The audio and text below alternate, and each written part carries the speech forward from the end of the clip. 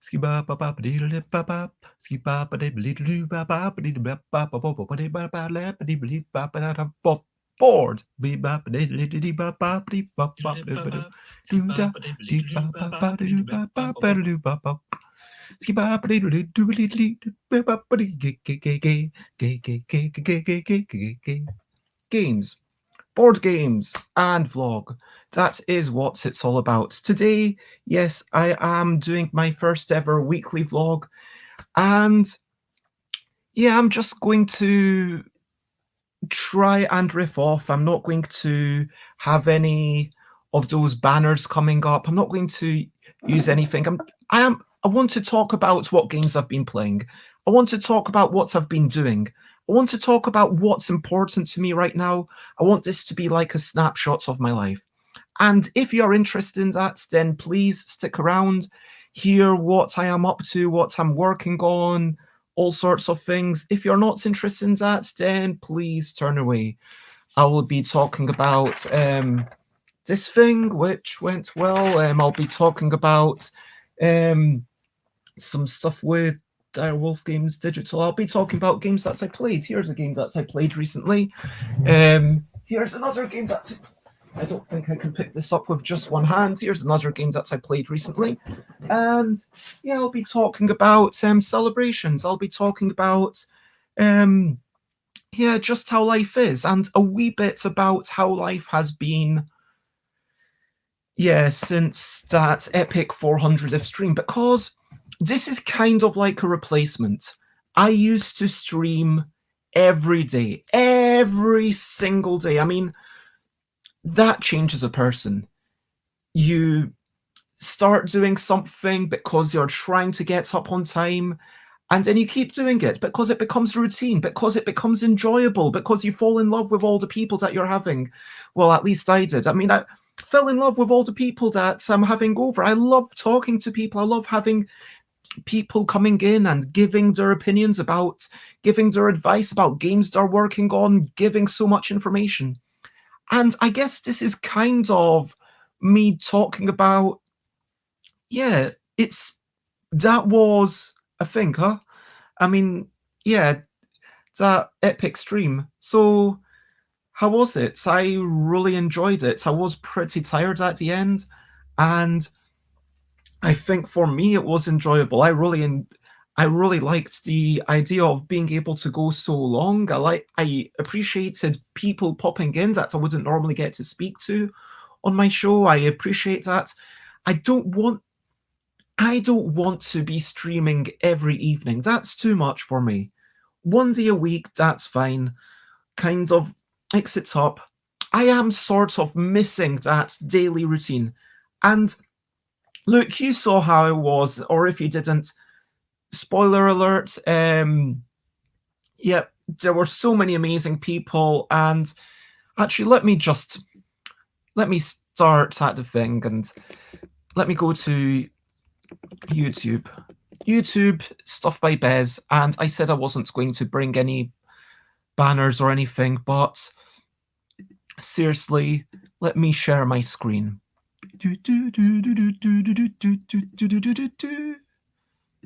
So, yep, I've been in the past year, in the past, like I went 400 days where I maybe had 3 or 4 days that I didn't stream. And those 3 or 4 days, they weren't all bunched together. It was like, okay, I did an epic 12-hour stream, and then the next morning I didn't stream that morning, but I still went on to Bruss's show. And then, yeah, I streamed with Dutch Yoda, and there's all these amazing people. It's been such a big part of my life to facilitate these amazing conversations. Like, yeah, talk this show, Expressing Joy with Shem Phillips, talking with these amazing people, KC, Lolvi, and Sally, like having deep discussions about what's a reviewer and all these things and all these amazing people. I mean, I feel like I've become part of the Twitch community with like Amadeus and Jenem, like amazing musical streamers being part of this. Having wonderful friends that I knew in real life anyway. Sally Jones and Ellie Dix and Lewis Shaw and Paul Grogan, like, we know each other, but we've never like sat down for a good solid couple of hours and talked about a thing. And to do that, that was really good. And this stream has been such a big part of my life. It's fostered relationships. Like, there you go. Like with Xate there, you know, Xate being a moderator and then finding a job at Board Game Arena. And so I'm going to try and yeah, I'm just trying to place my window so that I can see if there's any comments. But yeah, just getting in touch with friends again, getting better connections with people who maybe I didn't know so well, like Vince Virgon John, and Rory O'Connor, and you know, Dan. Like, Dan's interviewed me, but like now and just going through all of these, it was just like fantastic. It facilitated this game jam, and this game jam, I'll be actually getting to that with Matthew Dunstan and Alan Paul. We met together last week in Huntingdon, and it was fantastic. And that was just such a joy to be making that game with them. I also made a game with Rita and Tiz that we might continue. I'll see what happens with that. And made We Whimsical Creatures as part of my own game jam. It's like Best and Friends games. It's just like all this streaming. It's just like online social connections are what it's been all about recently. And it doesn't mean that, okay, I stopped that, and suddenly now I'm going to meet up with people every day. I would love to meet up with people every day. I would love to have a chin wag with people to say, okay, peeps, let's have a coffee morning. Let's get together at 9 a.m. Let's get together at 10 o'clock, whatever. Let's get together and let's just have a bit of a chat. Let's have a bit of a chat for a wee bit. For me, I didn't realize this, but that was a big part of my Friday playtesting. And I think that much as I enjoyed all these conversations, this streaming was fantastic because all of these people, all of these fantastic people, all of the conversations, all of the games that I ended up making, all of the things that I started learning, all of the people that I essentially met. But it's also, from a very selfish point of view, it's also very much just about getting me out of bed, having that routine. And so how has life been since that episode when I realized, hey, actually, YouTube has a 12-hour limit. So I did manage to download it from Twitch, and I'll be uploading it again to YouTube, and like in 3 different parts. But you can still watch it on Twitch. And where is it? Yeah, that was an epic thing, and I just want to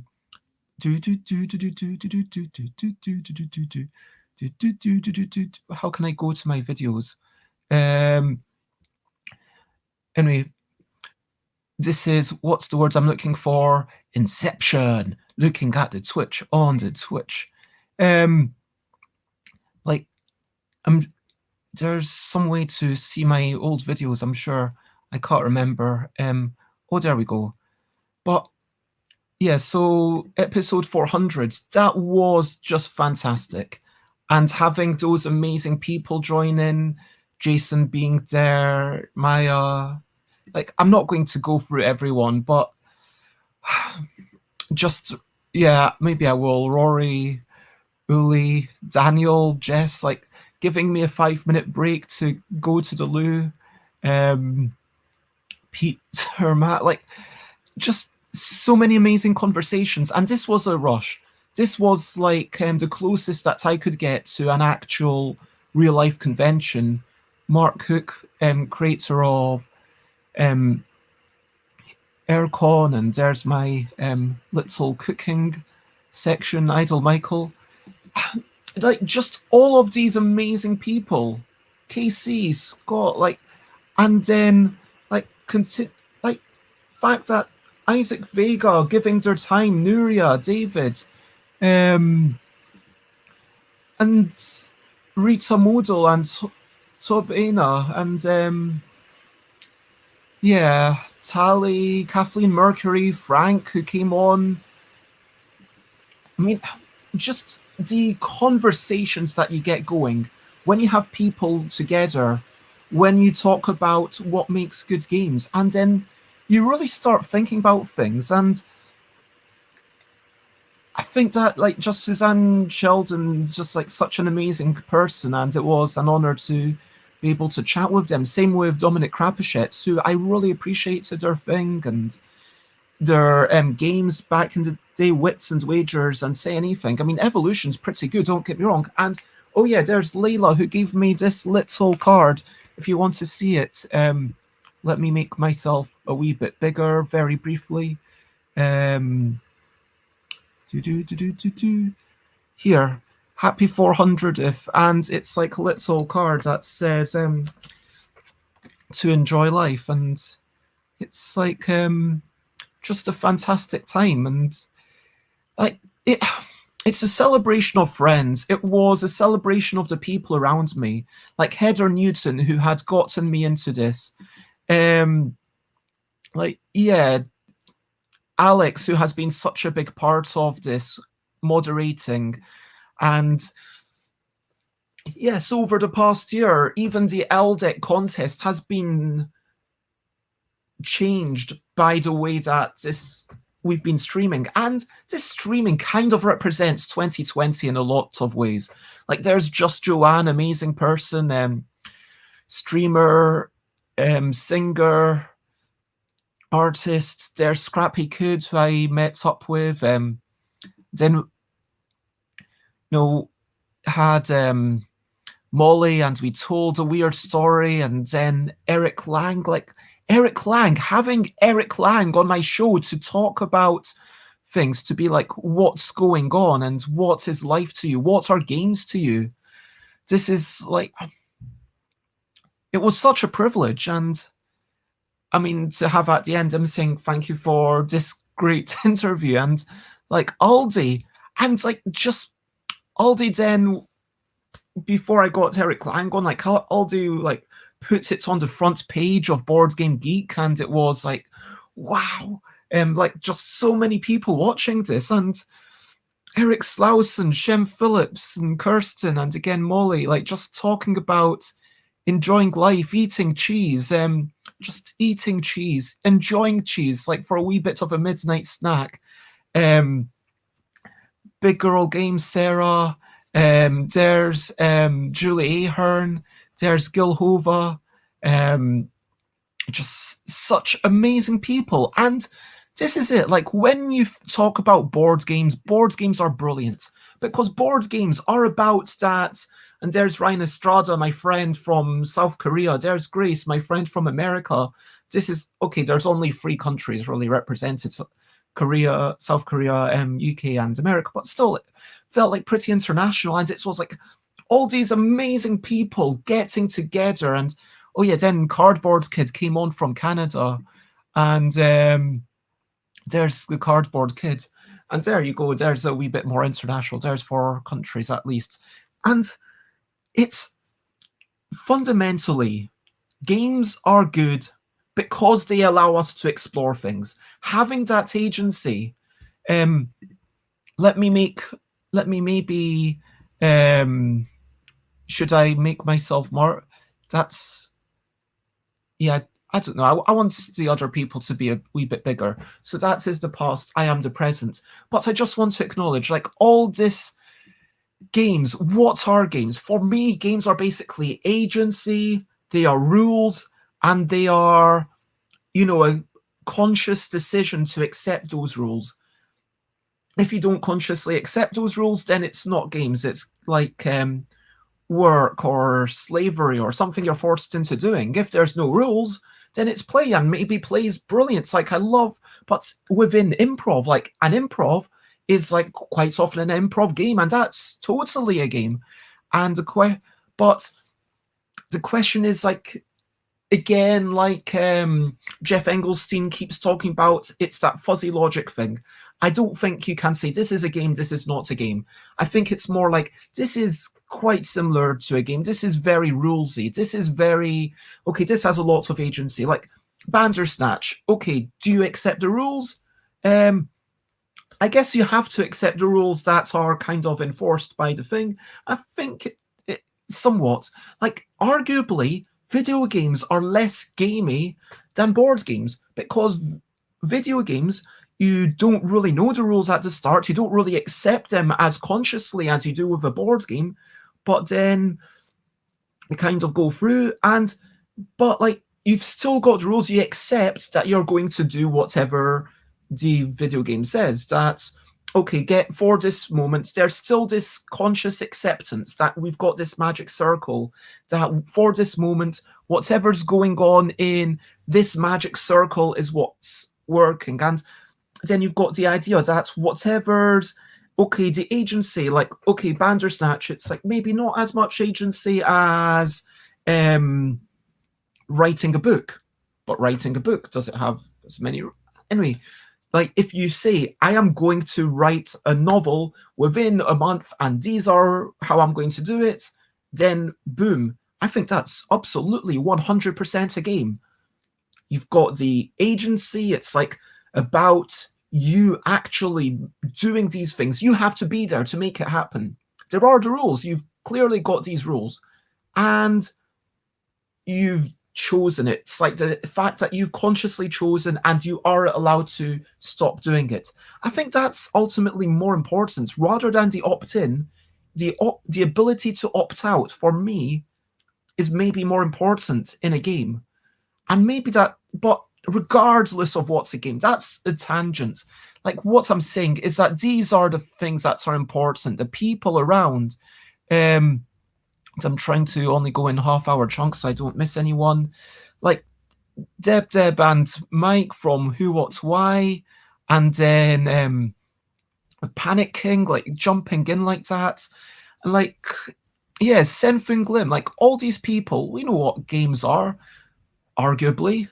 There's Dutch Yoda and Jonathan Gilmore, like, and then yeah, Fortessa and Ambi jumped in. And then we had Laws Bros jump in with some music. But this is the thing. If games are important, but people are more important, I would say that yes, art is important, self-expression is important, truth is important, all of these things are important, but it is all about the people, and that is ultimately why, you know, for my entire stream, except for the brief bits where I was cooking and Michael was meant to be there but wasn't, but like except for that teeny tiny bit, I was basically always virtually surrounded by people, and it was just amazing because people matter, because people are fantastic. And CD just jumping in last minute, which was fantastic in the wee hours. I guess this would have been around 6 a.m. when I was starting to feel quite cold. Martin Wallace and Maisie jumping in, and Nikita, Alan Paul, who took over for a wee bit along with Rob Harper, and then I just got too tired and I wasn't able to talk anymore. So I just started playing the keyboard for a while. And then we finished off with Flavien Loisier, there's Robin, and you know, all of these people, where I basically started the whole thing again. And yeah, there's Calvin Wong, Flavien Loisier, Robin, Mill, Elaine jumped in, Tamea, and myself. It was brilliant. And thank you, Panic, for being part of that. And I like skimmed through you. And what I'm saying is that fundamentally, if I had to say, okay, am I going to spend the rest of my life having access to all the beautiful artwork out there, all the beautiful entertainment? Could I was going to say, I would forego games and music and films in order to, if it was between all those artistic mediums versus being with people, I would 100% choose the people. And that's the thing. That's the thing at the end of the day. Let me skim forward to, yeah, Jason jumped in, and then I finished up, and it was good. I was tired. It was a good time. I really enjoyed it. And I want to say, yeah, because you're here, Panic, thank you for being part of it. And I am actually going to read out very quickly the list of all the people who are parts of it. And these are just so many, like Nikita Sullivan, such a wonderful person that I've gotten to know over the past year. Nuria, again, like, yes, we talk about games, but if we didn't talk about games, we would have other things to talk about. We've got the natural world, and I had a dream 2 nights ago about birds and Elizabeth Hargrave. And this is the weird thing, because I've only played Wingspan once, and I think it's a great game. It's not, and like, I would love to have. I would have loved to have had Elizabeth Hargrave. We tried to have Elizabeth Hargrave on a couple of times, but just timing doesn't work. But yeah, I had this dream where there was this amazing green bird, and then I was taking a photo of it, and the photo was shared. Now, some people might be taking a photo or painting a picture or playing a game because they are doing it for the joy of the activity itself. Some people might be doing that because it's because the thing itself is wonderful. Don't get me wrong. I love games. I love playing around the system of games, and I am going to definitely be one now that I've learned how to play Tapestry and Layla properly thrashed me at it. I am going to be playing around with it. And similarly with Hero Cards, now that we've played it together, we understand the rules. This is giving us a thing to, navigate. It's giving us a thing to explore. It's giving us a thing to discuss afterwards. We talk for half an hour about the game, but we could easily be talking about the food. We do talk about food. We do discuss our food. We do discuss, how do you think about this? We do discuss those banalities, because that discussion, that sharing of ideas, that conversation is really what it's all about. I mean, look back in the day, and this is not a Bezzy Beats and Board Game Blether show, but if in those 4 words, Bezzy, Beats, Board Game Blether, I mean, sure, I kind of have to be there, otherwise, whoops, that's, I have to be there, so the Bez is kind of important. The Beats, yeah, sure, that's kind of important, a bit less important. The board games, yeah, sure, that's pretty important, but it's the blether. It is the blether, the blethering, the conversation, the passing forth and back of ideas. And so, yeah, the first thing I want to say in my vlog is an extended thing of thank you to, yep, I'm just going to read out all these names to once more: Nikita Sullivan, Nuria, Dutch Yoda, Calvin Wong, Ryan Estrada, Kirsten Lunda, Lauren Mullervey, Rory O'Connor, Jonathan Gilmore, David King, Molly, Maisie Hatchard, Senfin Glim, Shem Phillips, Elaine, Talita Ryan, James Naylor, Matt Warwick, Eric Slauson, Joanne, Flavian Loisier, Sarah Sales, Grace Kendall, Mike Bonet, KC, Scott Moore, Uli Blenneman, Rob Harper, Tobena Wasu, Gilhova, Debbie Moynihan, Vertessa, Julie Ahern, Mike Nudd, Mark Cook, Kathleen Mercury, David Murcutt, Panic, Idle Michael, Scrappy Kid, Peter Hazelwood, Mill, Tamea, Daniel Danzer, Maya, Ambi, McCall, Janice Turner, Jessica Mederingham, Rita Moodle, Jason Hodgson, Isaac Vega, Alan Paul, Scott Hald, and Suzanne Sheldon, Heather Newton, Frank West, Alex, Cardboard Kid, Dominic Krapuschitz, and Eric Lang.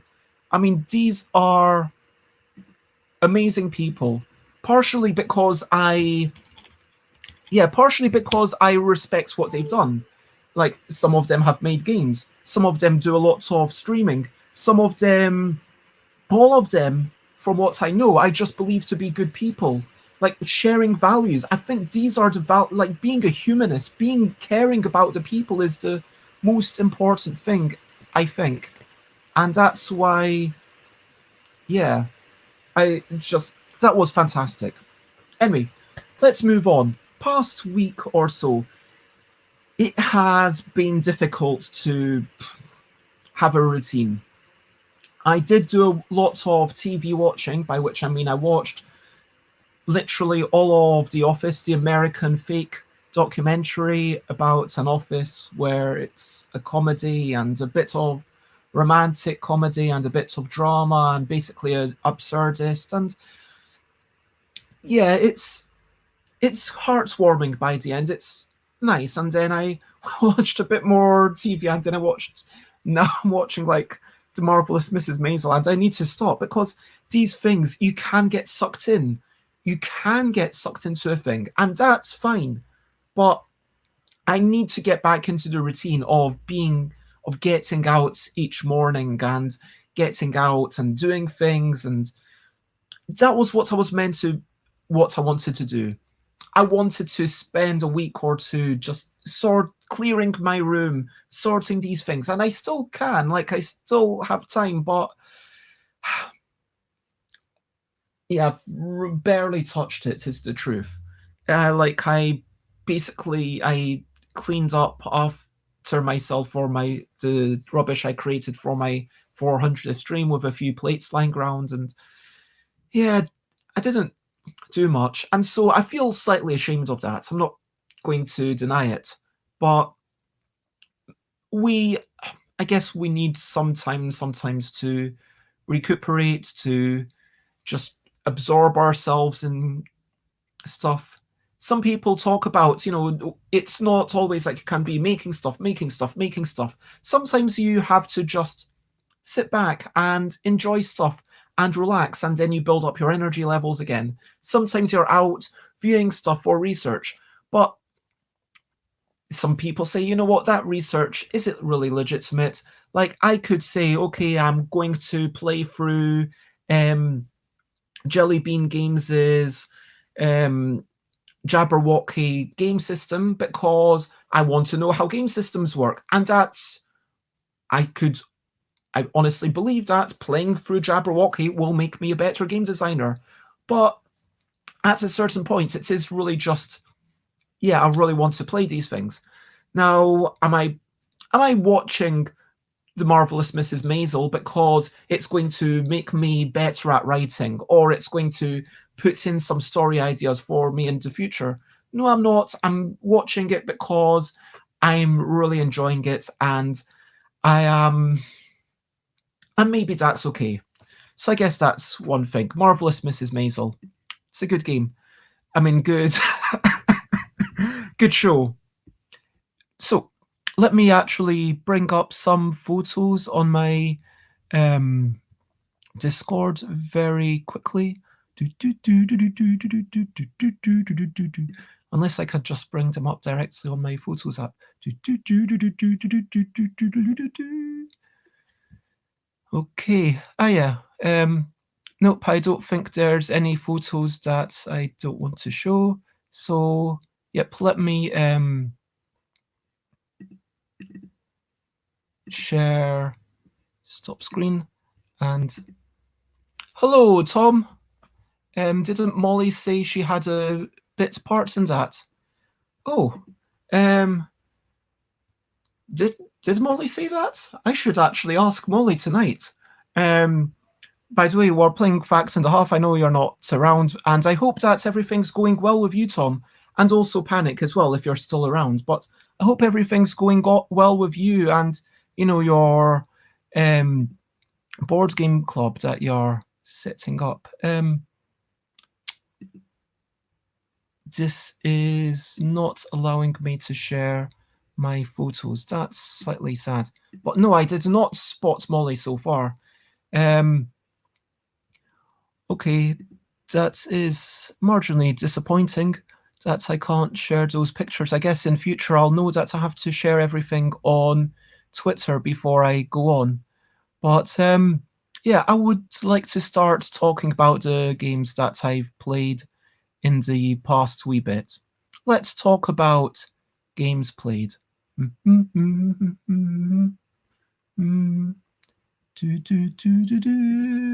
we go. And Sorry about this. Games. Okay, so one I played a couple of really nice games with Layla on. I think it was during Fact and a Half, says Tom, so it might have been a lie. I will definitely double check with Molly and ask if that was in fact a true thing. So let's talk about some games. Let's talk about some of the games that have been playing over the past couple of weeks since episode 400, and I will, whoops, didn't mean to do that. And I will, so Rat Hot. I think this is a very nice game. It's by Michael Schacht, I believe. Yep, by Queen Games. And what you've got is you've got a whole bunch of tiles. One person picks red, one person picks green, and any time on your turn you put down 2 of these tiles. You're trying to get them to be in little groups. So you see the little groups of the red peppers there. Because there's 3, I would get 2 points. If there's 2 together, you get 1 point. If there's 3 or 4 or 5 or any number more than 2, you get 2 points. Simple scoring.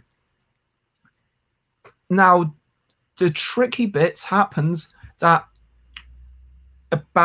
firstly, there's some rats, and if you ever get 3 rats of your color at the end of your turn, you instantly lose. Secondly, you're able to put stuff on top of one another, and at the end of the game, everything that's still visible scores a second time. So the game becomes not just about developing your own sets, but also about breaking up other people's sets, and also about thinking about how to place the other person's rats in a place where they can't be covered.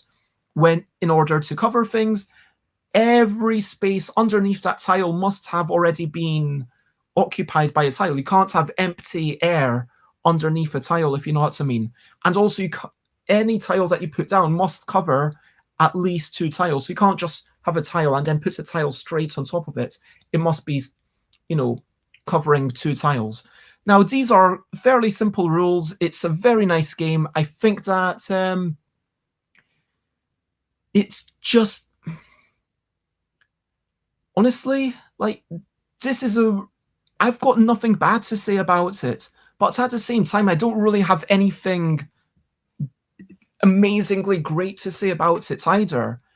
And this is not a review. This is not like me trying, like, I've played it probably 7 times or so. It's a quality game. I could see myself, if anyone got this game, and I'm definitely giving this game to Layla. It's already been, accounted for. I think I bought it on severe discounts. I can't remember. It was like £2 or £3, and it was certainly worth that amount. If you saw it for £10, sure. If you saw it for £20, sure. Like, if you need a game, this is a game that it feels like cribbage. Let's talk about cribbage for a moment. I've played a wee bit of cribbage with James Blazale and Panda and one of the Jesses, and I'm sorry to all the people that I think I played it with 4 people and I'm forgetting someone. Anyway, cribbage, the point is that once you know the game well enough, you don't have to think too deeply about it. Yes, you can analyze things, but it's light enough that you can hold a conversation while you're playing. And this is kind of what's going on here. I think that, frankly, any game, when you play any, I would say that a good 60% of the games out there are good games. I would say that 60% of the games in the world are good games. And if you play more and more and more, you will develop strategies. This has a good amount of luck, based on if you get all of one person's rats right at the start, that's really going to scupper them. If you get your foods like in order, like all the peppers, then all the next red thing, the next red thing, next red thing, that would be great. But if the other person gets them in a kind of higgledy-piggledy order, then maybe they can't ever actually make those bigger sets, and they're going to be really annoyed. And so, but there's a nice balance of luck and skill in this game. I would say, yeah, it's just a perfectly fine game, but it's one of those games that, frankly, this is the way the game world is, that things are just really overcrowded, and you kind of don't have time to play all these games enough, but it's just really pleasant. And part of the reason I'm getting rid of it, I know this sounds, is just because it has an overly large box. The box could easily be 1/4, if not smaller, of what it currently is. And that just annoys me for a variety of reasons. Yeah, so that was Rats Hot. What else have I played? I didn't take any photos of these, but do I have them near me? No, I don't think I do, but I played Dead Cat. Dead Cat is it's a kind of this guessing, vaguely themed around quantum physics. When will this cat die? Cat alive, cat alive, cat alive. You've got a random shuffle of cards. There's 2 cards in the deck that say Dead Cat. And with a 2-player game, maybe you've got 12 cards, something like that. Shuffle them up. And each time you look at one of the cards and you say, okay, I put my die to this number, okay, I put my die to this number. This is when I guessed that the cat's dead. You don't know what the other person saw. So part of the game is looking at them, thinking, are they lying? Are they not? Just basing it based on their gestures. And so and again, this is a beautiful game. And it's like, hey, well done, you made a game. But it's yeah,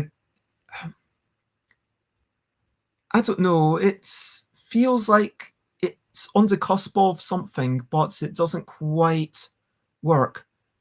I've played it on 3 occasions. Once with the designers at a playtest, and I was like, this could be brilliant. I'm really excited to buy it. And these are the problems. They went back. They never came back. I assumed that. And this is a big lesson. If you go to playtests and then people tell you you've got problems with the game and then you go off and fix them, and great stuff. But don't assume that that's the end of it. Go back, because those people who found problems earlier, they might be able to find problems later. So please go back. And it just feels like there are little issues. Like, if you say Dead Cat right at the start, you will win no matter what. And so first person, it will be Dead Cats. And in that situation, yeah, I looked through the rules. We had to make a small house rule. Maybe I missed something, but there was we had to make a very small house rule to make it work. And it feels like, I don't know, either, I played it with Kieran afterwards. I played it Playland both times. It's like, oh, And it's interesting because there are so many indie games that get like 1 print run and then never get seen again. Sometimes those games are going to have beautiful artwork, and Stream Elements tells me I should stretch, so I'm going to thank you for that. You don't know, is this a game that works well? Is this a game that doesn't work well? And you don't really know until you play it, until you investigate it. And that's the thing, that there are so many games that you can sort of understand why marketing is the key thing that makes it important. Because frankly, Dead Cats, the way I would currently give it a 3 out of 10. I think that the artwork is beautiful. I think that the production is lovely. I think that I really like what they're trying to do, but they didn't quite get there, I felt. I feel like it was a solid effort, but... And what was the... Oh, yeah. The other game we played was Hero Card Quest Rise of the Shogun. This is a game with lots of miniatures. It's a very old one. It's very plasticky, and feels like for a relatively small box, there's actually quite a bit going on. This is a really bad rule book, to the extent that I went onto the forums, and the rules that are in the box, not only are they unclear, but they say something actually against what the designer intended. So this is the board. You've got your little samurai miniature who kind of wanders around. And then you've got your these gates where you get treasures, and then you've got them, and then you've got the ninja. And there's a combat resolution mechanism. There's a resolution mechanism which uses hero cards, which is the titular. So in hero cards, you're playing cards that use three different resources, let's call them. Mind, body, and I wish they'd called it soul, but instead they just call it X. I mean, how much of a wasted opportunity is that? Anyway, so you've got your mind, body, and X. And X is apparently different for each person, the quality X. Come on, just call it the soul, mind, body, and soul. Anyway, so this is a vaguely interesting resolution mechanism. It's a bit too light. There's not much going on there. But this resolution mechanism, it's kind of just there to power the game. You are pushing your resources around. You're gathering chains. You're trying to take control of the temples, which, go around on the board during setup. And these are these lovely temples. And you're trying to take control of them with your little peasants, which sits on top of the temples. That's like their little huts. And again, that's a fairly light game. There's not much there. We're definitely going to play this a second time, and then I'm probably going to get rid of it. It's a bit too much. It doesn't push itself towards an end enough for me, for my taste. That's my main issue with it as a game. Disregarding the rules, disregarding the bad rule book, it doesn't push itself enough towards an end. So one person can go in and devastate all the peasants, and we could have been playing for, it felt like, oh, Layla's going to win.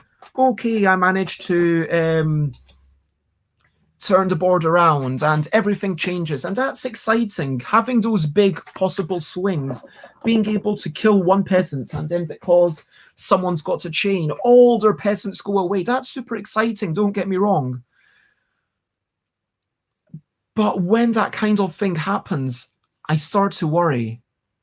Is this game going to finish? Is this game going to go on for another couple of hours? What's going on?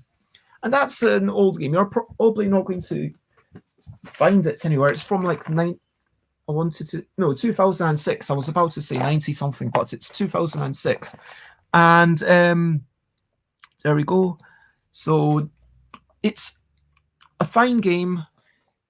If you are maybe really into the theme of, honestly, this feels like a game for stereotypical 13-year-old boys, and it's fun if you've got an afternoon to spare and you don't really mind when the game finishes.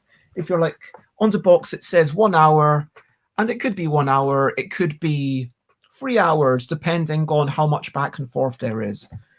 And there's one card in there that gives you 5 victory points, and that's just kind of ridiculous that in this game you're trying to get to 24. You're trying to get into the 20s, and to have one card, just one card in the deck that randomly gives you 5 victory points. It's not even like you need.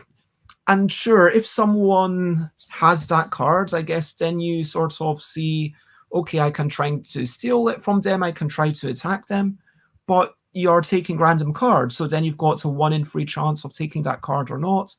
It felt like, we weren't happy about that thing either. So, other published games that I've been playing, I played this one last night, Tapestry. This is something that's a lot. I got this as a review copy.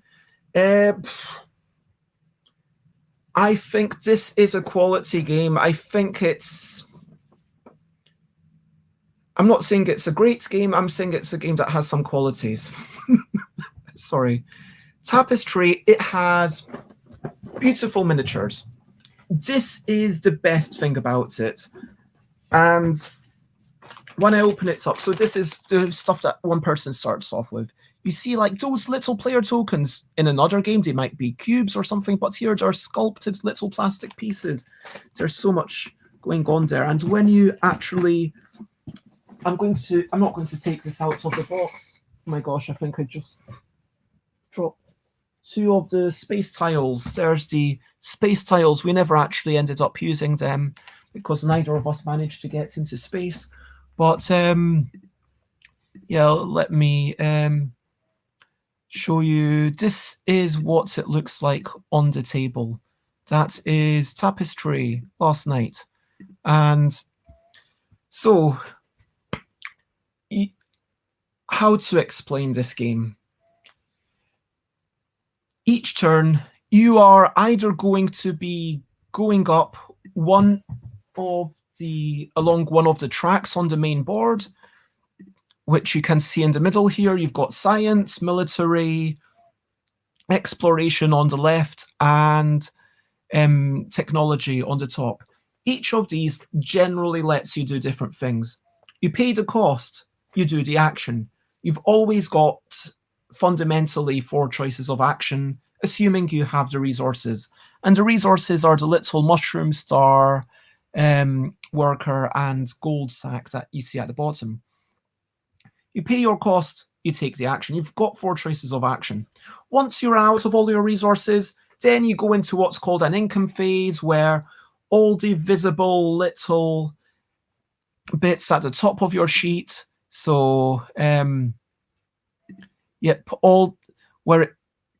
everything that you see there activates. So where it's like the little laurel leaves, you gain those points in that way. When it's the little resource symbols, you gain that many resource symbols. And as the game goes on, your income phase, you're going to get more stuff, but the actions will cost you more, but you might also start going up other things, and then you get more stuff to do. And it's kind of a little bit of engine building, in that getting rid of these little models will free up spaces. And there's also some amazing models. Look at these little miniatures. That's how they come. They're pre-painted and they are beautiful. You're kind of building up this city, and each time you get a row or a column, then that's a potential point. You're going to score that on each of your income turns at least once, possibly even 3 times. And each time you fill in a district, which is one of the little, one of the bigger squares with 9 little squares inside it, you get a free resource. So you can kind of get into a little bit of timing, saying, okay, I'm going to do this. Now I get that resource, then that allows me to do that other thing. It doesn't, and that's what, yeah, I think that was my board at the very end of the game. And this would have been Layla's board at the very end of the game. Layla thrashed me in that one, like it was 190 to 150. And that was the main board, where you can see that Layla was playing green, I was red, and Layla had a lot more standing towers than me. There is a surprising amount of negative player interaction for a Stonemaier game.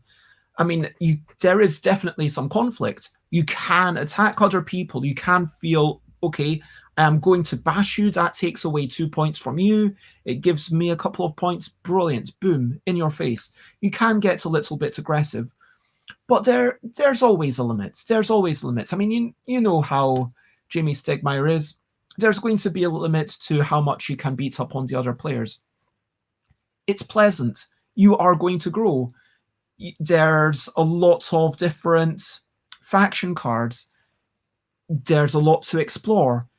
On the 4 different tracks that I mentioned, the network of possibilities, that's really interesting. And so Tapestry, this is now just the empty box lid. So I'm just going to put it on my shoulder for some weird reason. to tell in case someone pops in and it's like, hey, I'm talking about Tapestry just now. So Tapestry, I'm looking forward to playing it again. I'm looking forward to now going through it solo.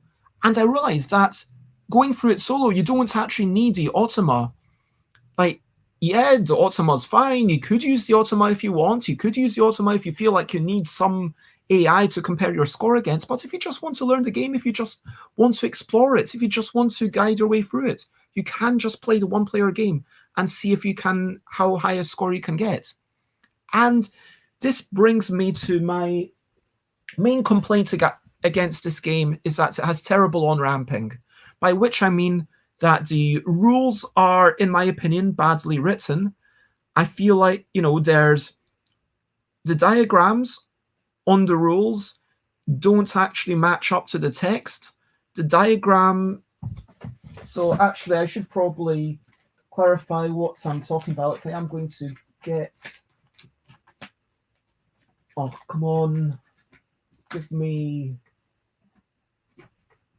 let's see if I can squeeze it out.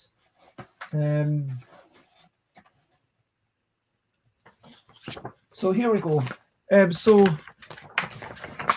just as an example, like it tells you to put all the things on, like it tells you put the landmarks on the landmark board, the extra landmarks go near the tech card deck. Why isn't this shown? These symbols, we understood, okay, halfway through the game, that's what those symbols near the board are. That's where these cards are meant to go. Lets us know. The fact that with the Automa, it doesn't clearly say, hey, by the way, you don't need to set up the Automa. For your first game, you don't need to go through all this hassle. It would be nice to let us know. And yeah, like here, the charts on your income mat shows which of these to apply to income turns 1 to 5. Like it could have been clearer that, for example, the first step only applies to 3, 4, and 5. It's really small text. I don't know if you can see that. And for ages, I didn't understand. Play Tapestry card, but this only happens in the second time you're doing income. Like, there were all these questions that I had, and like with the, let's talk about just slipping out. Telephone. It says when you're getting your to upgrade it, you must meet the prerequisites noted on the card, e.g. must currently be in or beyond tier 2. Okay, that makes sense. Okay, I understand that this means I need to be on tier 2 of what this symbol is. And that makes sense. There's a whole bunch that operate like that. This one means you need to be on tier 2 if you can sort of see that on tier 2 of that track. But then what does this mean? Telephone. Well, eventually we realized that one of the bits on the thing said telephone, but it just would have been nice to spell that out for us. It would have, for a first game experience, it's been really shocking, frankly. I mean, in this day and age, I mean, look, Fog of Love is like, went above and beyond. Fog of Love, that's like, pushing boundaries, making it even better. That's like the best on-ramping experience I've ever seen. Fog of Love, well done to that, where you literally draw cards and it says, okay, now go through this, try this. And in the instructions, it says, hey, don't bother reading this. Just open the deck and read the tutorial cards. And if you've bought a brand new game, if it's sorted, then the cards will tell you what to do. It's really, really nice. But here, I personally feel like, a big deal was made of the fact that this game has a 4-page rulebook. But I think it needed more than 4 pages in its rulebook. I'm not talking about the fact that the Shadow Empire or the Automa are on separate rulebooks. That's fine. And look, Shadow Empire, for your first 2-player game, don't bother with it. Okay, I appreciate that. I appreciate you telling me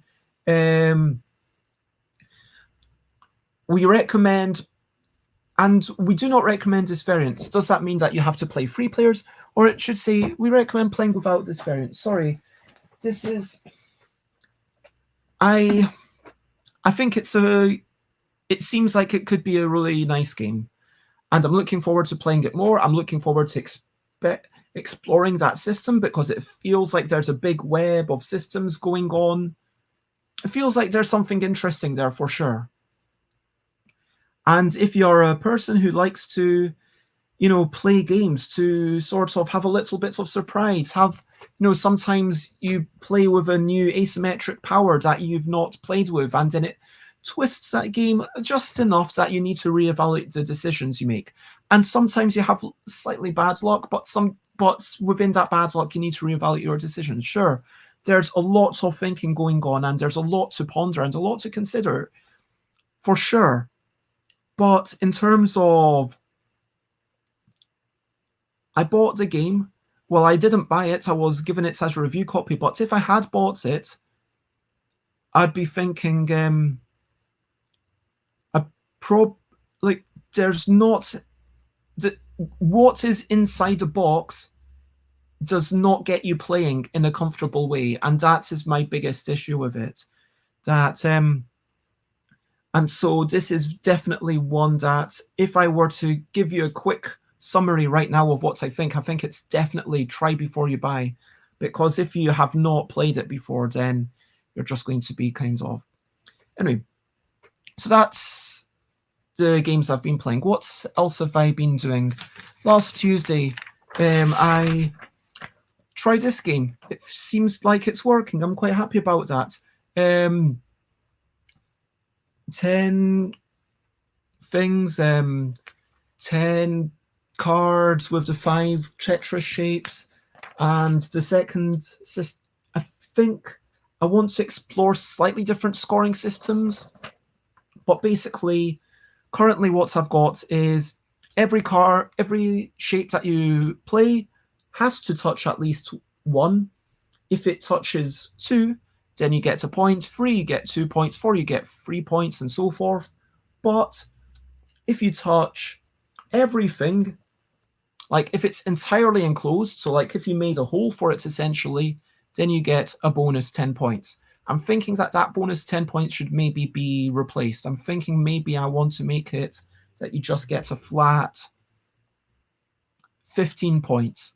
15 points if you manage to put something in a hole. Maybe it should maybe 10 points might be enough. I don't know. But maybe even 20, I don't know. But yeah, 15 feels like the right number, hopefully. But bonus 10 points, that works really well. I'm going to experiment with different scoring systems, but I'm happy with that. Probably put it up as a print and play or as a busy budget bag. I went and I saw Matthew Dunstan and Alan Paul and Charlie Paul in Huntingdon on Thursday. That was lovely. I went and saw the cannon. I saw beautiful flowers. We played a game. That was previously... Yeah. Let me see if I can... No. I do apologize. Next week, I promise I'm going to be a wee bit more prepared. But we played this game. We had all worked together on a game about finding treasure.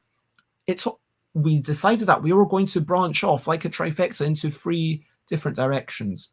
Alan, we didn't arrange this, but Alan basically developed it, made it quite a bit better.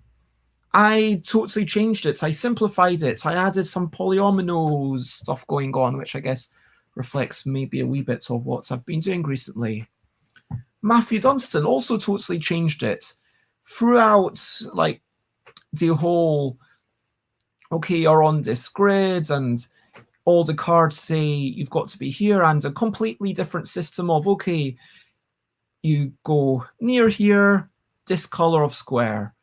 And Matthew Dunstan's version was definitely the most interesting, because rather than having a bonus for rows, and then when you do a row, you see the cards, and then you do take another turn, essentially. Instead, Matthew Dunstan's version was like a Sudoku thing. And for this Sudoku thing, there could only be one treasure in each there could only be one treasure in each line, in each column, and in each grid space. So just like Sudoku, once you'd found a treasure, you could cross off all the lines. Like one, and that was really fascinating. Alternatively, I'm just realizing now, as I'm talking about it, that you shouldn't just be allowed to find treasures by finding it within one section. You should also be allowed to find treasures by going along a certain line. But no, that was very interesting. That was the one that appealed to, certainly, I am biased. I am biased because it was brand new. I hadn't played it before. It was fresh and I was really excited by it. But we agreed that possibly that Alan's version, which was the best as it stood, arguably, but it was just kind of, things move on. You can't just keep moving. And look, I think it kind of reflects, and this sounds like I'm being bad-mouthing Alan. I'm not saying that. Alan Paul is a great game designer. Look, if I say that someone's effort is not great, that doesn't mean that I don't think they're an amazing designer. I think Jamie Stegmaier makes amazing stuff. I think that, and I just want to make that clear. I have lots, I'm not going to say I have nothing but respect, because obviously that would be like, I have other emotions. I have love for Alan. I have fondness. I have some awareness of who they are. I have some amusements. I have a lot of emotions, not just respect, but figuratively speaking, sure, I have nothing but respect.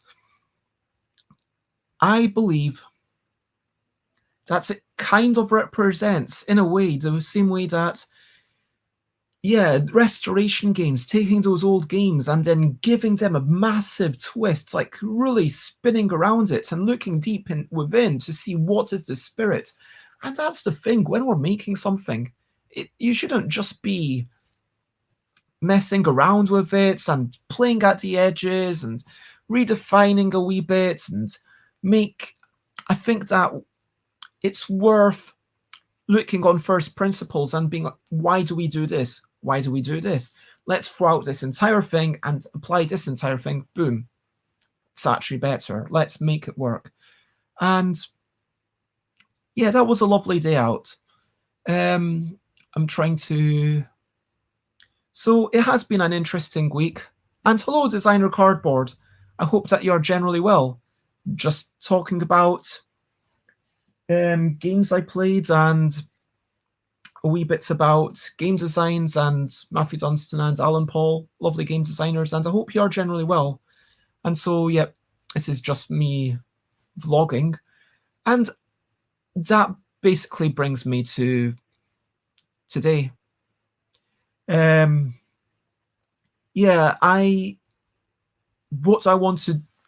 want to finish off each show by firstly talking about what I want to do, and then I will move on to some questionably quick questions. I know that's been part of the Bezzy Beats and Board Game Bladder, but ask me anything. And if you want to ask about my opinion on design or anything that I've played or anything, you can chuck in questions along the way if it's about what I'm talking about, but that's where we get to the non sequiturs. Anyway, so plans going forwards, I really need to send off a couple of bits of posts. I need to draw something. I need to post some Keyforge decks. I want to start getting out more often in the morning. I feel like I need to set myself a plan of, okay, every day at least before noon, I just have a walk around the block. Maybe I set myself, okay, half an hour, or how long is Mark Rosewater's podcast? 15 minutes, because it's half an hour divided by 2, and because I listen to it on double speed sometimes. So maybe every day I go out for at least 15 minutes and I have a walk around a block, or maybe I walk in that direction or that direction or that direction, or, there's multiple directions, and I could walk around the park and just, this is something that I need to do. I need to get myself in a better headspace. I need to organize this desk, because this desk is embarrassingly messy. This is problematic. I have a lot of games, of a couple of dirty glass. Like, it's embarrassing. I'm ashamed of it, and I want to get that tidied in the next few days. I also want to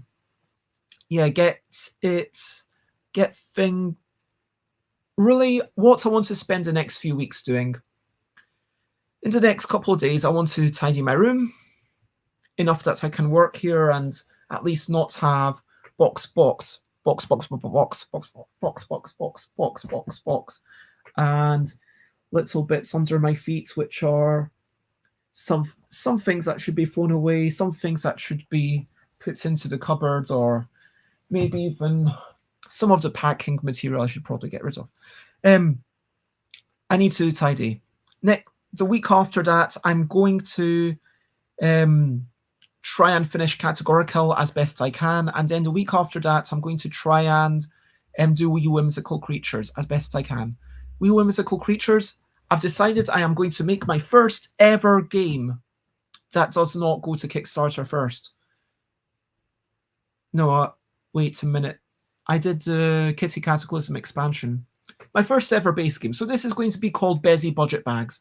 You are going to get a whole bunch of cards literally inside a little polyethylene bag, like a resealable Ziploc bag.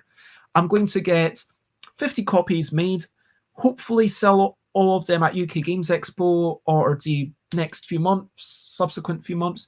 And once that's been sold out, depending on reception, I might do a Kickstarter for a second edition. I might not. And second edition will be like 10% new monsters, because there will be how many monsters?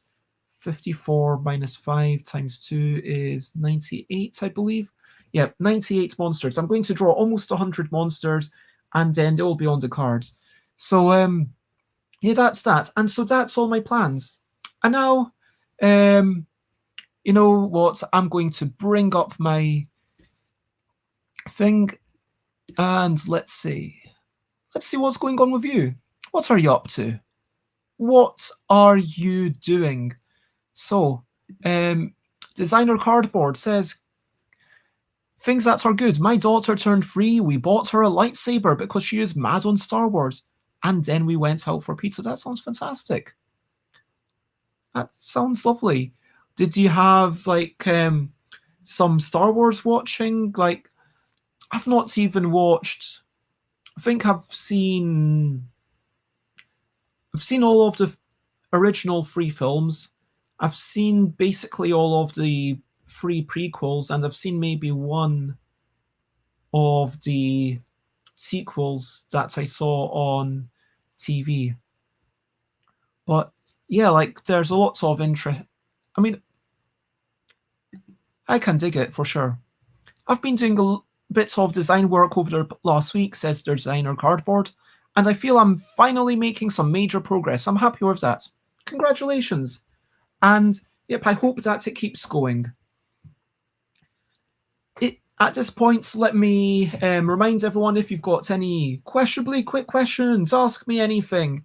If you don't want to ask me anything, then you don't need to worry. And yep, this is the plastic bottle where I kind of drink out of this normally, because having a 2-liter bottle of water nearby you just means that you rehydrate a bit more often. Oh, you know what?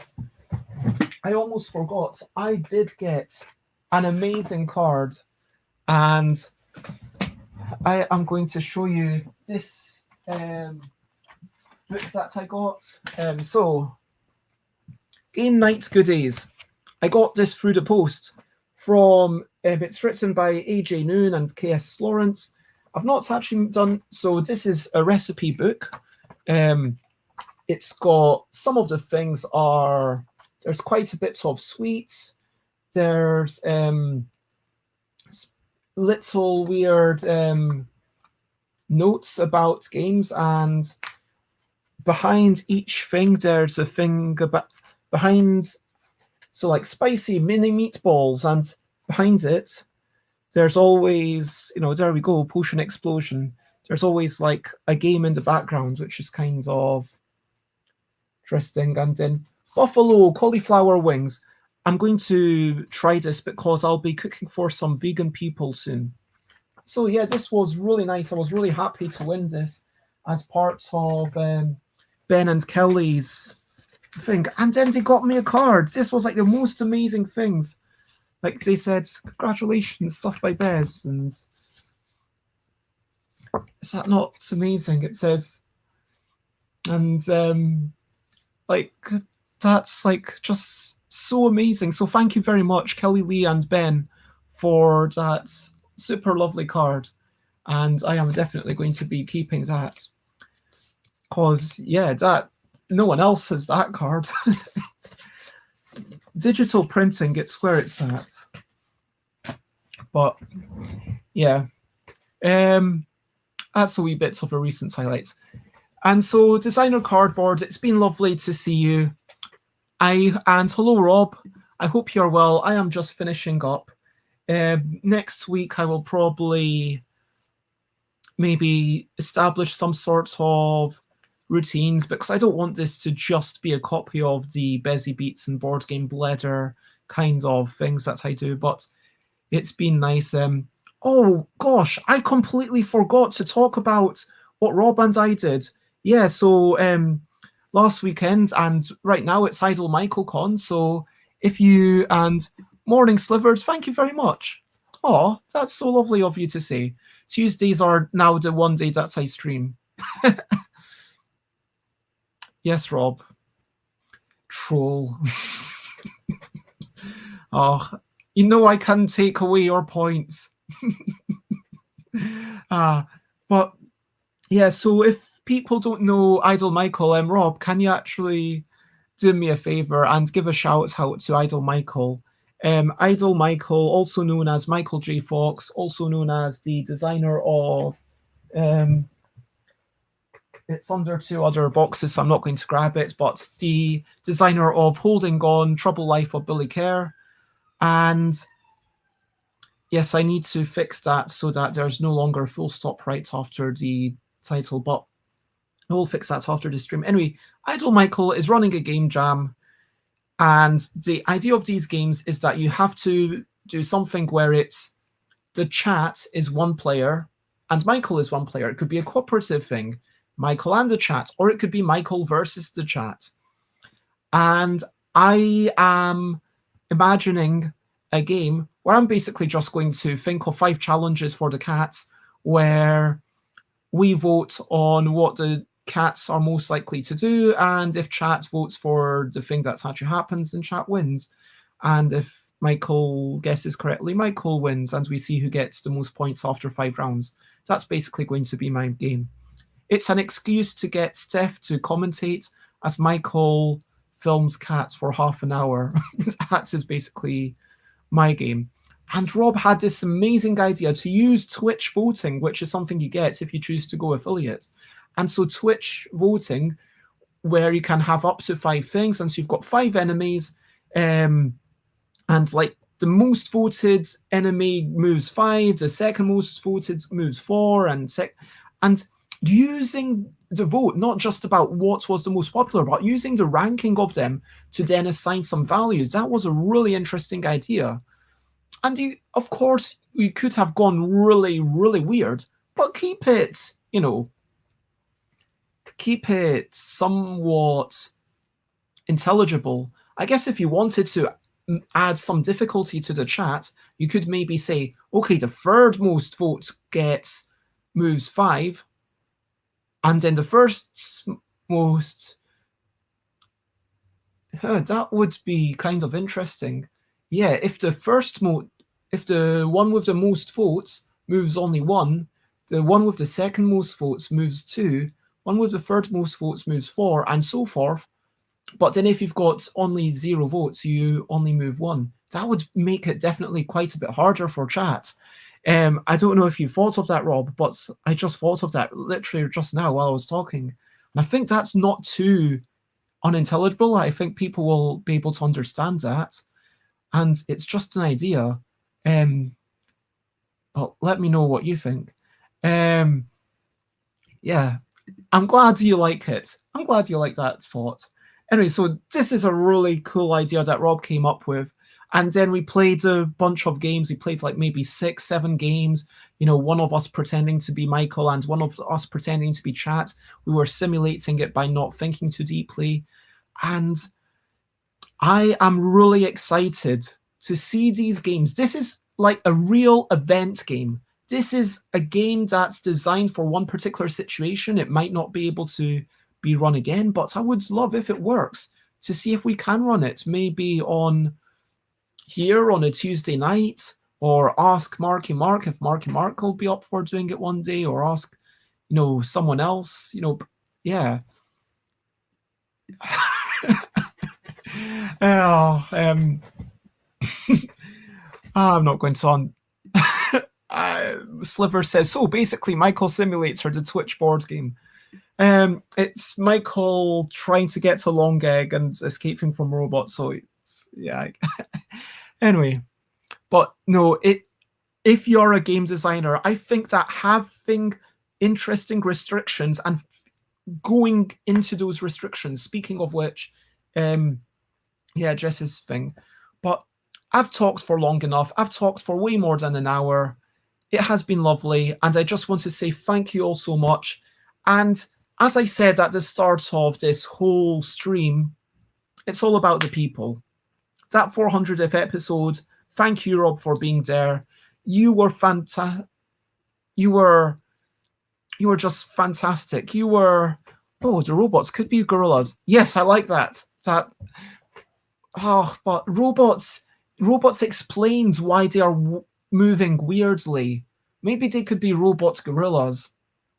I'll let you decide that. But for me, robots, you can explain pretty much anything if you call things robots or magical. Magic explains things and exactly. But you know, back like I said back at the start, and thanks Panic for still being here. Thanks Rob, but you know, it is all about the people. And as I look back on my life, yes, I enjoy solo games. Yes, I enjoy drawing. Yes, I enjoy reading. But in a sense, reading, it's like that human-to-human connection. Do you know what I mean? But for me, it's the best moments are when you have that direct connection.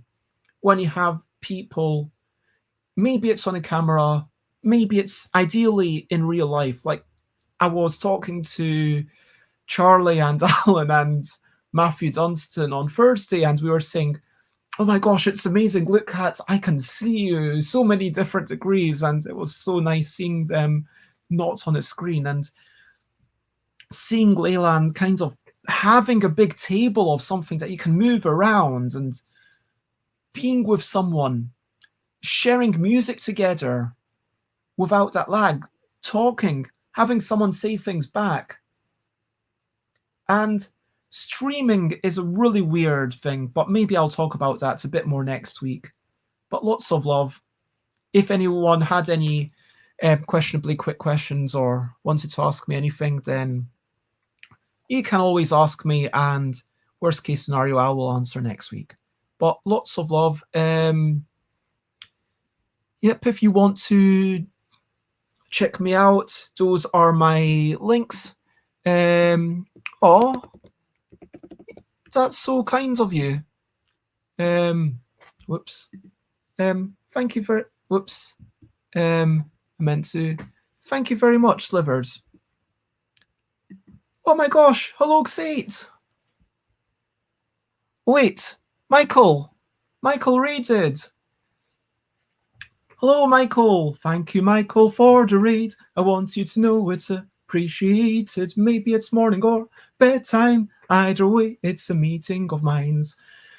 I want to ask you, how was your stream? Life is going well, I mean. How are you and how's everything? And now's the end of the bit where I sing. So yes, thank you very much for the raid. Lots of love. Xate, I was talking about to you earlier. I am generally well. All the better for seeing you. Hello, Yoda. Thank you for popping in here. And yep, lots of love. I mean, to be fair, you have raided me at least once in the past couple of weeks, like for episode 400, which was pretty cool. Breakfast is over. I mean, is it? I've not broken my fast yet. I've been fasting since last night and I've not eaten anything yet. Hello, Jason. It is lovely to see you. Thank you for being part of here. Tantoralus,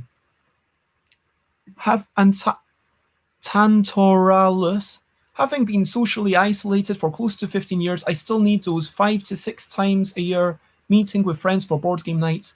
Streaming also helps me mentally most of the time. And so, yes, thank you, everyone. And yeah, we were just... Thank you, Panic. I appreciate that. Yes, this. Breakfast is any time of the day. Fasting, says Rob. Not me. I've been slowing for years. Lots of love. It is really nice to see you all. Yeah, I am... you know what? Since you all popped in, I am going to do a recap. And if you have any questions or want to ask me anything about design or board games or anything, I will answer. So I've been talking about episode 400, which was such a rush, and lots of love to everyone who popped in. And of course, you know, it was really, what's the words I'm looking for? Surreal. You know, when going up on Board Game Geek and having like over 100 viewers for quite a bit of it. And yeah, I just want to say thank you, everyone, not for just watching this, but for being in my life. Do you know what I mean? And streaming is weird in that there's not quite the direct connection of that you get with someone in a real life situation, and there's still the asymmetry of power. Like, I am the one who's dictating what is said, but then there's these two sort of concurrent streams going on. Like, there's what I'm saying, which could be in the background, and there's all the textual conversation, which is just lovely to see. And I actually have started to really enjoy that from Twitch and streaming, where you can go in and you can say, oh, hello, everyone. And you know that you're not breaking up the flow of the conversation of all the things. And that's lovely. Yeah, if you want to check out my streams anyway, go to stuffbybez.com/streams. That will tell you all the times that I am streaming, or you can see it a bit far if you're on Twitch on my page. I am streaming currently 3 times a week, all on a Tuesday. I only stream on Tuesdays for the foreseeable future until I have gotten, you know, Categorical done, until I have gotten Wee Whimsical Creatures done. Basically, it's going to be 3 or 4 weeks, and then I'll think about, you know, maybe streaming in the mornings again. Would you like me to start streaming in the mornings again? Let me know. But I'm definitely tempted to go back to it, to have that daily I'm getting out, but I feel like I would like to try and start.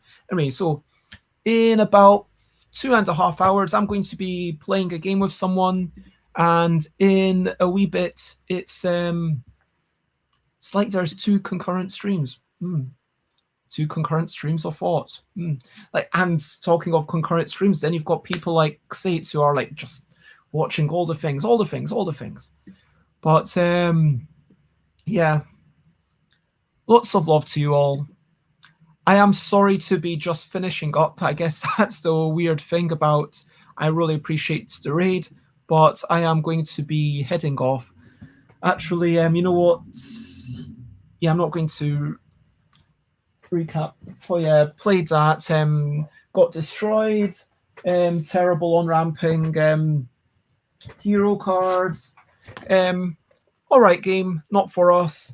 Rat's Hot, lovely game, but I've got too many games. Giving that to Layla. And Dead Cat, disappointing game. And happy with that. Happy with what Matthew Dunstan did with our game. Unhappy with my personal tidying progress because I've been watching too much internet television. But if you have enjoyed this, then share, spread the word. See, it has become the network. She is everyone, everywhere, knows all, sees all.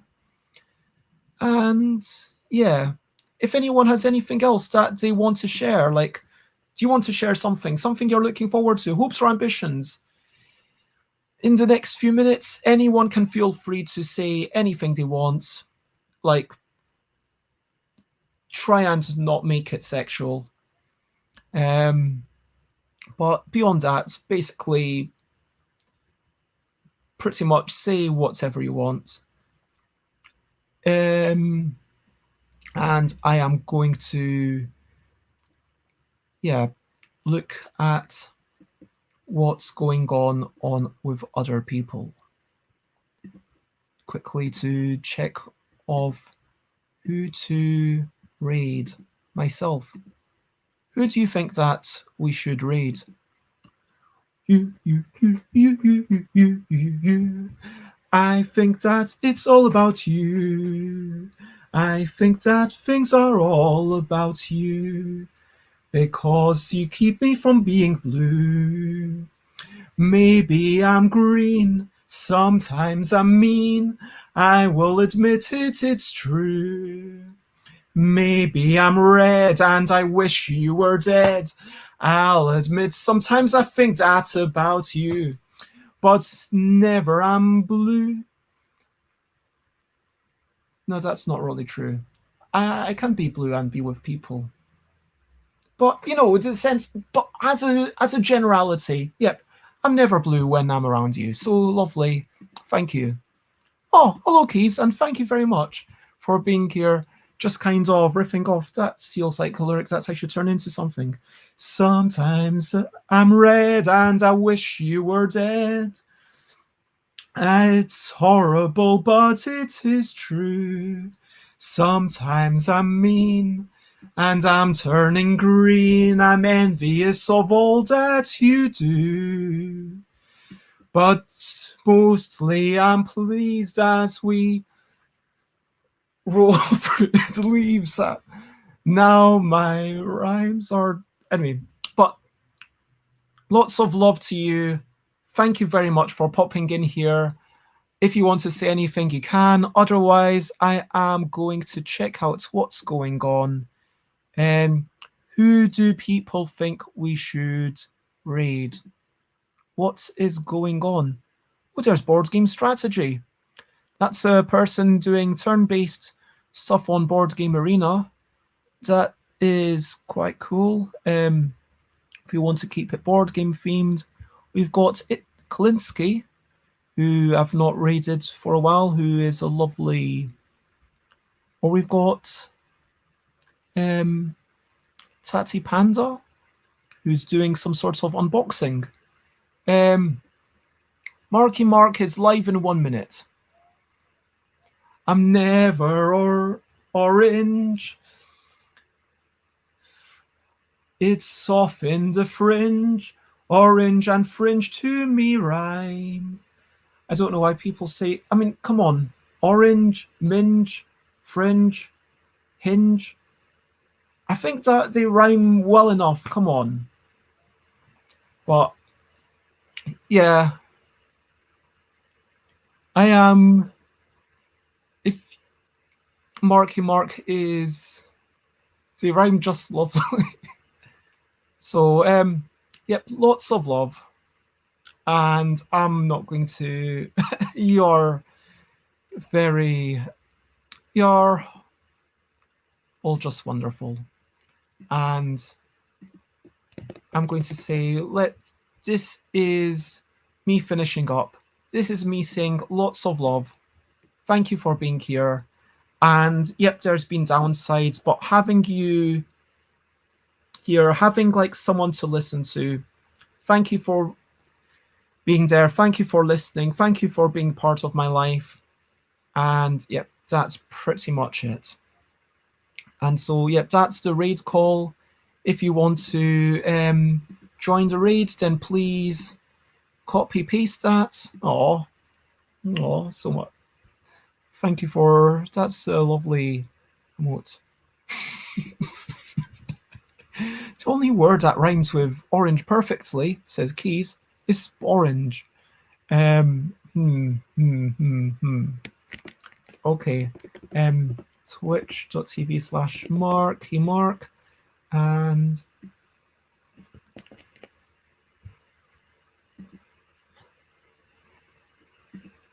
is Mark, but that is basically it. It's been lovely seeing you. You know where to find me. You can find me here, YouTube, Twitter, Instagram, website, if you want to know. And I'll be back in a couple of hours playing Lost Ruins of Armak. I think that's the name of the game. And then I'll be playing that, and then I'll be back again at 8 p.m. where I will be playing, hopefully, with the wonderful Ilka Luza and Molly Zeph, and maybe McCall will be there, fingers crossed. We will be playing Fact and a Half. But, yep, that's going to be that at 8 p.m. UK, which is 3 p.m. Anyway, so basically, check the thing. For now, that is the end. Oh, Marky Mark's still on the timer, so I'm going to start saying bye, bye, bye, bye. This is a goodbye song. Bye, bye, bye, bye. Thank you for watching along. Bye, bye, bye, bye. This is the end of the show. Bye, bye, bye, bye. And now it's time to go. Bye, bye, bye, bye. This is a goodbye song. Bye, bye, bye, bye. Thank you for watching along. Bye, bye, bye, bye. This is the end of the show. Bye, bye. And now it's time to go. Oh, thank you very much, Slivers. Lots of love. And Bodhi, I will see you on Thursday, but I will be back on here in 2.5 hours playing Lost Ruins of Armak, and then back 4 hours after that playing stuff. But I'm going to try and get out to the post office. So thank you very much. And yep, lots of love. And yep, bye everyone. Bye Rob. Bye Keys. Bye Panic. Bye Slivers. Bye Designer Cardboard. Bye anyone else who's lurking. Bye Bodhi. Bye bye. And yes, that is it. Bye bye. Oh, so much love. Be excellent. Yep. Bye bye bye bye. This is a goodbye song. Bye bye bye. Thank you for watching along. Bye bye bye. This is the end of the show. Bye bye bye bye. And now it's time to go. Bye bye. No, you won't be here soon because I'm going to click the button and then you'll go to Marky Mark. But lots of love.